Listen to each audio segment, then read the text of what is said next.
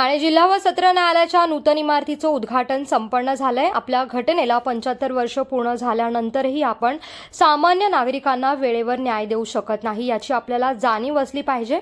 आजच्या परिस्थितीत सामान्य माणसाला लवकर न्याय मिळण्यासाठी आवश्यक तो विचार आणि उपाययोजना करणं आवश्यक असल्याचं प्रतिपादन सर्वोच्च न्यायालयाचे न्यायमूर्ती अभय ओक यांनी ठाण्यात बोलताना केलंय। सध्याच्या जिल्हा न्यायालय ठाणे आवारातील जिल्हा व सत्र न्यायालयाच्या नूतन इमारतीचं उद्घाटन सर्वोच्च न्यायालयाचे न्यायमूर्ती अभय ओक यांच्या हस्ते तो उपमुख्यमंत्री तथा ठाणे जिल्ह्याचे पालकमंत्री एकनाथ शिंदे यांच्या प्रमुख उपस्थितीमध्ये संपन्न झालंय। आपलं मनोगत व्यक्त करताना उपमुख्यमंत्री तथा पालकमंत्री एकनाथ शिंदे म्हणाले, ठाणेकरांच्या दृष्टीने हा आनंदाचा व समाधानाचा दिवस आहे। जिल्हा व सत्र न्यायालयाची एक अत्यंत चांगली इमारत निर्माण झाली असून सर्वजण येथे मोकळ्या वातावरणात काम करतील। सर्वोच्च न्यायालयाचे न्यायमूर्ती अभय ओक यांचे ठाण्याशी अतूट नाते आहे। स्पष्ट वक्ता, निर्भीड व्यक्तिमत्व तसंच कायम सर्वसामान्यांच्या हिताचं काम करणारे म्हणून त्यांची अशी ओळख आहे।